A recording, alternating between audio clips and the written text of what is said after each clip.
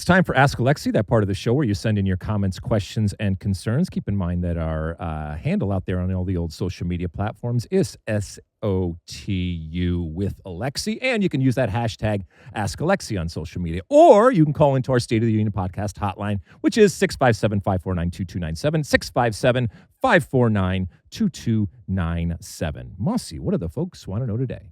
First up, we have a voicemail. Let's take a listen. Okay. Hey guys, this is Alex from Columbus. My question today is, do you think that Jürgen Klinsmann and Gregg Berhalter were the right coaches for the team, but at the wrong time? So as in, should Berhalter have been the coach for the 2014 World Cup and Klinsmann be the head coach for the 2022 World Cup, that the results would have been better? And I ask that just because of the amount of MLS players that were in the starting lineup for 2014 compared to 2022. Berhalter, I know he coached in Europe a little bit, but was primarily an MLS manager. Klinsmann coached Germany and coached Bayern Munich, so maybe he had more experience with players that are more technical or play at a higher level and better leagues. So thanks a lot, guys. I appreciate it. Love the show. Thank you, Alex from Columbus. Yeah, that's an interesting question, and I heard it earlier, and I started to think about if you were to have flipped them, would things have changed? I don't know. Jürgen Klinsmann was well known for his not dislike necessarily of MLS, but more importantly, I think his desire to have more of his players from a U.S. men's national team perspective go over and get European experience and European competition. And he was very open about that, although he had plenty of MLS players in 2014 when he went to the World Cup. And the 2014 World Cup, I think, was a success. Obviously, in 2022, there were MLS players too. But one of the criticisms over the years of Gregg Berhalter was that he was, quote, an MLS coach. And I don't know what that means, but people attach things to that. And in the same way that Alex here, I think, is, positing that he would have worked better with more starters that were from MLS. I don't know. I think we might be overthinking this. I think the biggest problem with both of these coaches is that I just don't think that coaches should have multiple cycles. I think once it's done, it's done. I think the messaging, and more importantly, the power of the messaging really, really starts to tail off after that World Cup. And so, whether it was Klinsmann or whether it was Gregg Berhalter, I just think it should have been stopped there. But I don't think that they were wrong necessarily for the moment and for the time. And both of them took criticism. By the way, it's interesting, Mosse. Mauricio Pochettino, he's talked a lot about the movie Miracle and how much it's impacted him and the 1980 hockey team and all that kind of stuff. And there's a kind of a hokiness to it that he gets let off the hook and even praised for it, as opposed to Jürgen Klinsmann with the guy that came in and ripped the telephone book in half, and at times he was criticized for the way that he viewed, and we've talked before about he was too American for Germans and too Germans for Americans. But while it's an interesting question, Alex, I don't think that they were the wrong coaches for the time. Doesn't mean that they wouldn't have done things had we switched them up, but I just think it's very difficult to figure that out. And I would push back saying that Gregg Berhalter couldn't function just as well with all European players or more European players. Or I would push back against that you need Jürgen Klinsmann with the quote-unquote European contingent that existed in 2022, and that Gregg Berhalter would be better back in 2014 with those MLS players. I think you're a good coach or you're not a good coach. And both of them have their goods and bads and their quality. What's fascinating about the moment we're in now is that you assume an American who coached in MLS is going to be more pro MLS players than a big name foreigner. And yet under Mauricio Pochettino, the influence of MLS players has increased relative to the end of the Berhalter reign. Well, I've talked years about the insecurity and the inferiority complex that we have, and it started to dissipate, thankfully. But sometimes you need somebody from the outside to show you what you actually have, or how good you have it, or the opportunities that you have, or how far you have come.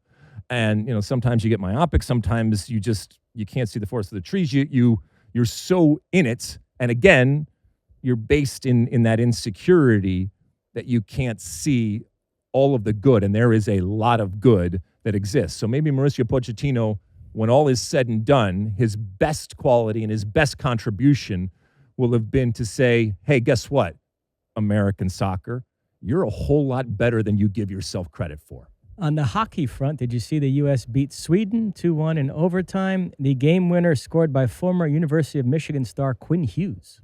Of course, you got to work in a Wolverine. Wonderful. What else? Question on X.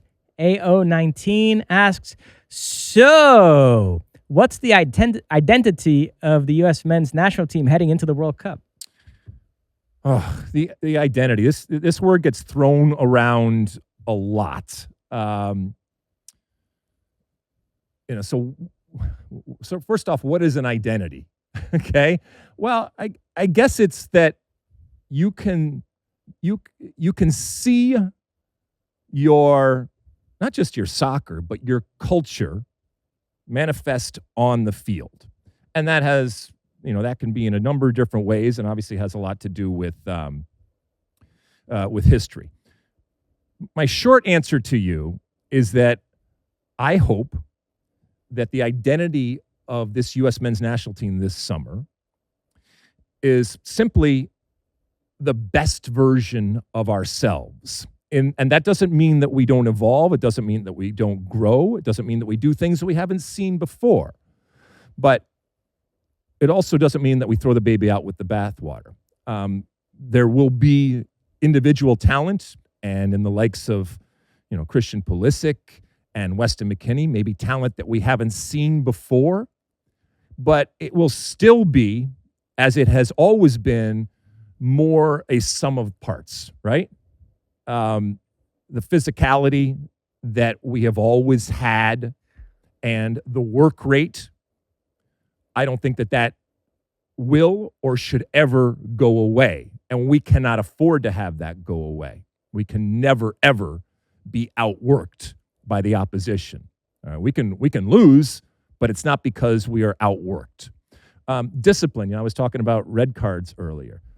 Discipline is, sometimes it's hard to see, and there can be individual discipline, there can be collective discipline, but recognizing when to live to fight another day. And sometimes that comes with time and that comes with experience, but being disciplined, it doesn't mean not being at times ruthless, but it really discipline I put together with being smart, and being smart about knowing what you're good at and knowing what you're not good at. The mentality in terms of this identity of this team, I don't think that it has changed. Even when we talk about dual nationals that have, very different and unique backgrounds relative to, a more traditional type of American soccer background, I think the mentality will include that chip on your shoulder from literally being American, and at times being told you're less than, times feeling that you're less than, and wanting to prove people wrong. From a practical perspective, set pieces and these types of things that we have long, held true. Normally, I would say in this moment, good goalkeeping, but I think the jury's still out when it comes to Matt Freese, and he really has to have a traditional and impactful summer for me to be comfortable saying that. I'm not saying he can't do it, but I'm not comfortable going into this World Cup as I have been other World Cups in terms of our goalkeeping. Bend, but don't break. There will be ugly moments this summer, but that doesn't mean that they can't be combined with successful moments. And then ultimately, I think, especially in a home World Cup, you feed off of that home energy and that pride that you sense from everybody around, but more importantly, that pride that you feel. And I'm not saying that this is unique to an American team. Everybody has that, but the American identity is oftentimes wrapped in the red, white, and blue. And this summer, the 250th birthday of what I feel is the greatest country in the world, if you ever needed a moment that lends itself towards doing that and harnessing that pride that you feel for your country, well, there's no better moment than this summer. It's going to be interesting to see if the U.S. can do this dance, because early in the tournament, they're probably going to face opponents in which they're going to be on the front foot playing more progressive soccer. But the farther they go, they're going to run into teams where they are going to have to lean back to that old formula of the U.S. national teams of years past, trying to grind out a result, counterattacking set pieces, et cetera. Yeah, I mean, that's such a good point, that they are going to have to, within the tournament, almost play at times two different ways, not just in terms of the opposition, but the expectations. You're going to get to that round of 32. If all goes correct, especially if you finish first, you're going to play a team that you should be better than and that you should beat. And sometimes the most difficult transition for a team that is so adept and has such a long history of being very good at playing an underdog is to be the favorite. And the mentality that it takes, it's not always that easy, but we'll see if they're able to do it. Speaking of mentality, did you know that producer Sean? I just learned this before the show. Do you know he plays the banjo? Did you know that? I had no idea. You had no idea? No. He was just showing me this beautiful banjo that he's having made and shipped. He started as a kid playing the banjo. These are incredible things that you learn about the people. You think you know them, and he comes out with that. So at some point when this banjo comes, we are definitely, this summer we got to fill a lot of hours. We got to create a lot of content. I guarantee you we are going to have a banjo with producer Sean playing. On Saturday, the 31st all-time Major League Soccer season will get underway. There are a slew of great matches, including defending champions Inter Miami facing LAFC at the Coliseum. I cannot wait. It should be a very exciting season leading up these first few months to the World Cup.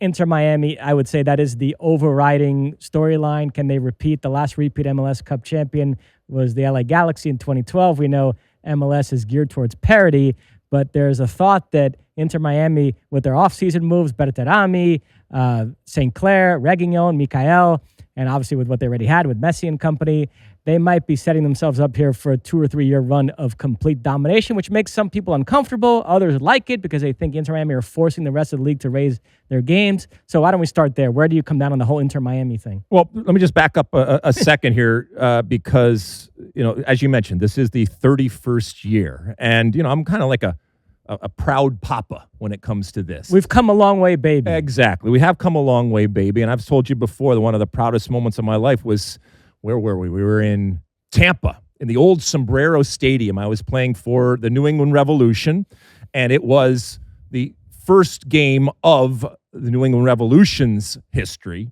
And we were playing down against the Tampa Bay Mutiny, and that whistle blew.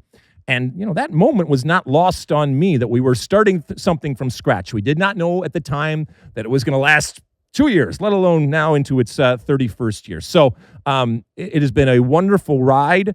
The time I had on the field, the time that I have had off the field, it is La Cosa Nostra. It is our thing, warts and all. I know it's not everybody's thing. When it comes to the State of the Union, we like to give you an overview of what's going on, and this is obviously happens in our backyard, and it's something that we have done since the start of this show, and so we will continue to do that. As Mosse mentioned, obviously Miami is going to take up a lot of the oxygen, and fairly so, of what is going on, what they have done, but also what is coming with some of the changes that they have made. Also keep in mind that this will be the last full season that goes from the spring until the winter.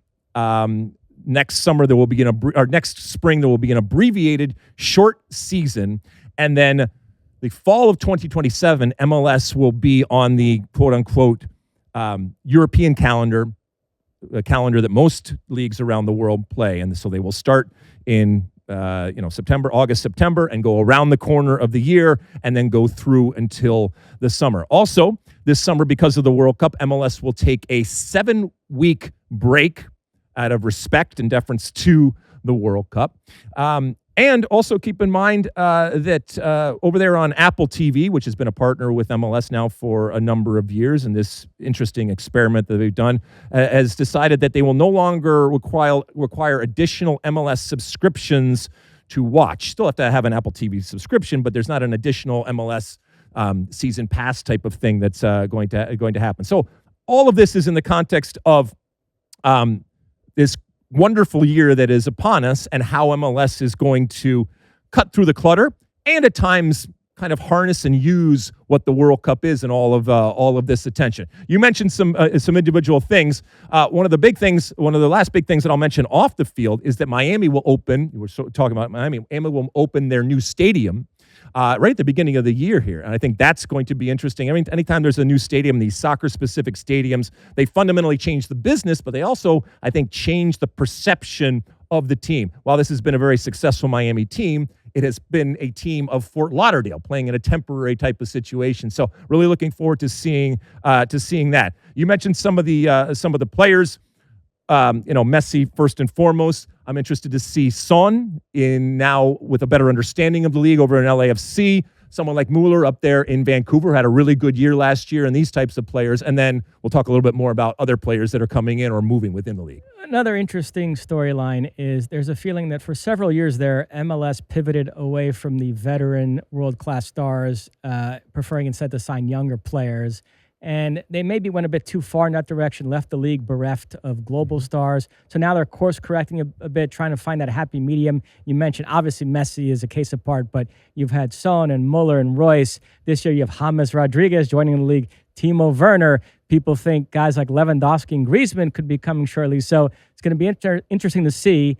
There's going to be an influx of these veteran big stars and how they mesh with the younger players and what kind of mix you end up with. Yeah, and it's not always easily predictable. I mean, MLS is a very unique animal with the parity, the manufacturer parity they have with the travel, the distances, the climate, the surfaces, all those different things. For example, someone like Luis Suarez, who a lot of people didn't think was going to be able to adapt, was great.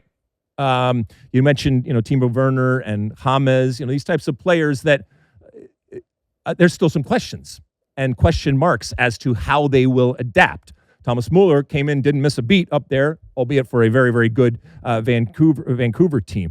Berhalter, I think, so those types of players coming into the league, interesting to see how they adapt. Also, the intra-league changes and the market that's kind of heating up intra-MLS. You mentioned Dane St. Clair going from Minnesota to Miami, João Klaus going from St. Louis to L.A., Taibo Rebo going from Philadelphia to D.C., Christian Espinoza going from San Jose to Nashville, and then this other phenomenon, Mosse, of players that played, some starred within MLS and kind of used it to go on to something not necessarily bigger and better, but what maybe they thought was bigger and better, and now coming back with an understanding of exactly what the league is. Bogusz going from Cruz Azul back to now to Houston, Facundo Torres from Maris back to Austin. So a lot of interesting stories when it comes to some of these players. I mentioned the World Cup coming up in the summer. Mauricio Pochettino very open to calling up MLS players. So we have a bunch that are in the mix that we're going to be judging the next few months in MLS, also through the lens of them trying to carve out a big role. Arston, Diego Luna, Sebastian Berhalter. So that's an interesting subplot as well. Matt Freese.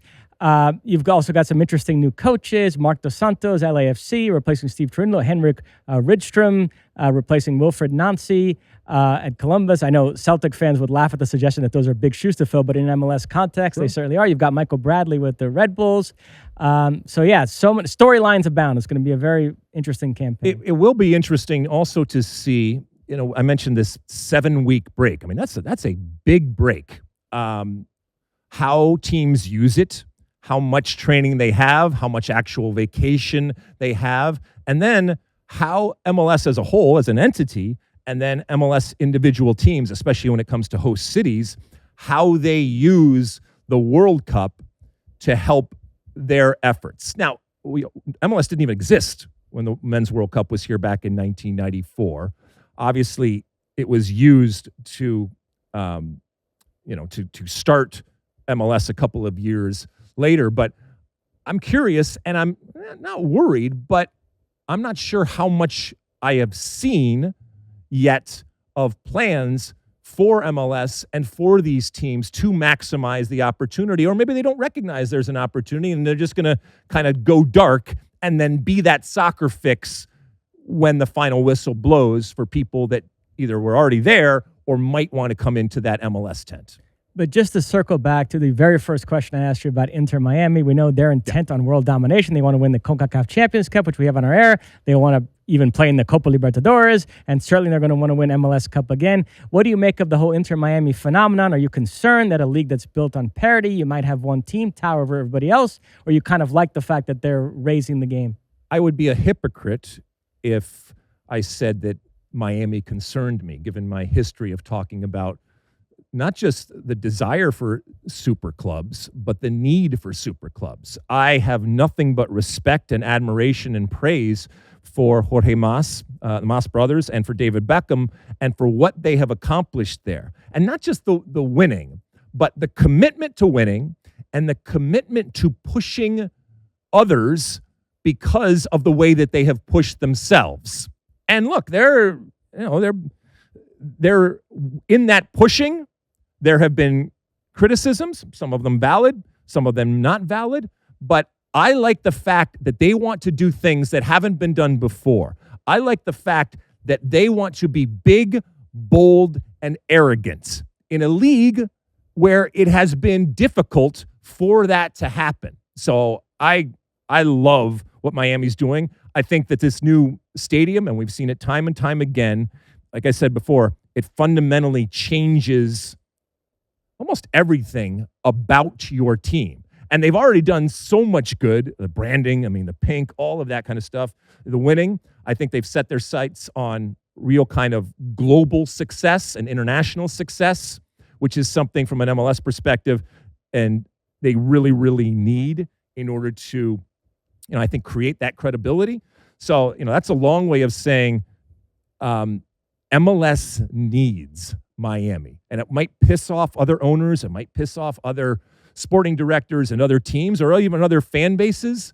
But you need, I think, to respect and recognize how important Miami and what they are doing is to the collective. And at the end of the day, this is still a single entity. And it doesn't mean that Miami gets their way on everything, but they are leading the way. And I hope that others follow through whatever doors they kick down right now. So this weekend on our air, we have Cincinnati, Atlanta on Fox on Saturday and Seattle, Colorado on FS1 on Sunday as we kick off yet another Major League Soccer campaign. Yeah. And, when I say we, I mean you and I and others, John Strong and Stu Holden, our involvement from a week-to-week situation has obviously changed dramatically over the last couple of years. But this is still near and dear to us, and we still follow it. We're still watching it. We will still talk about it on a consistent basis. Obviously, we are televising it here at Fox, so whether we are involved or not, it is still something that I think is important, and I think is going to become more important. But we will all be watching, like I said, to see how the World Cup impacts MLS, and if MLS, in whatever way, kicks on from the World Cup and becomes better and uses the World Cup to become better going forward. Because I think if they really, really want to and have the desire to do so, MLS can be the most popular league in the world. But there's a lot of work to do, and they have to have much more of a Miami mentality than maybe some others out there. You like that clip? Well, my State of the Union podcast drops twice a week right here on my very own YouTube page. The only way to stay up to date is to hit that subscribe button down below. Size the day, and see you soon.